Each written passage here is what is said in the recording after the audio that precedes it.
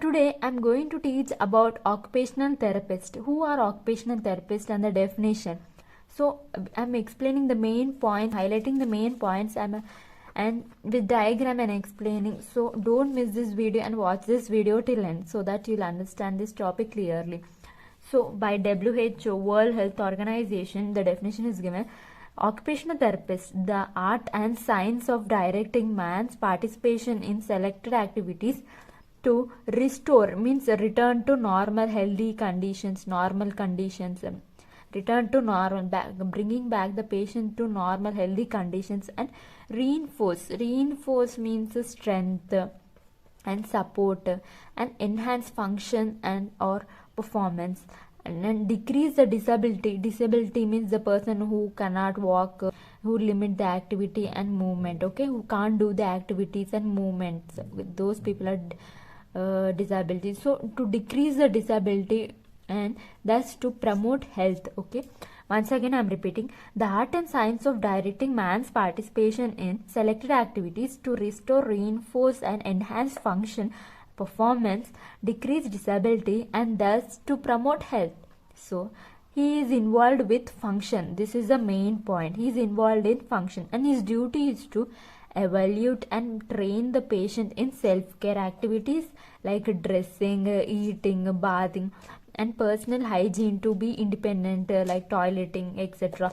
So in diagram also they have given bathing, here drinking tea, here reading books. The role of the occupational therapist is to do these activities independently.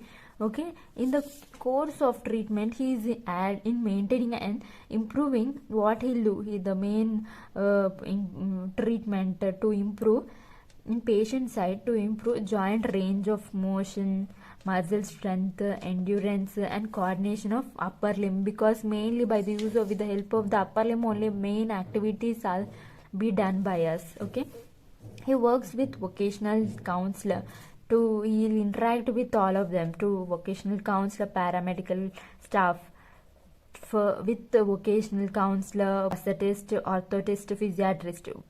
He works with vocational counselor to increase skills and interest, and when change in employment is anticipated, means if he lose his job, change the environment and its mental and social behavior, we will interact with vocational counselor.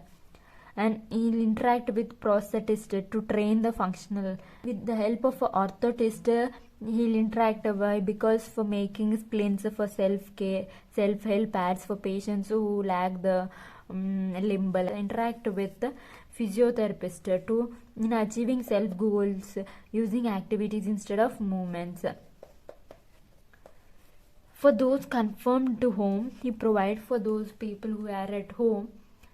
For those people who are at home, holistic training in home management skills, means treatment of whole person, training in home, and he will evaluate home and he'll check the home, and he'll evaluate home and suggest modifications, any changes in home, to provide barrier free means any obstacle, we can say fence, like any obstacle free environment, like to do the activities independently. He'll change the modification, he'll do some modifications in home, and he'll provide the persons to live independently in home. Okay, so I think you understood this topic. Once see the diagram, he is doing in this diagram, he is doing all the works independently, and he'll assist in children and youth, productive aging persons, health, wellness, mental health, rehabilitation,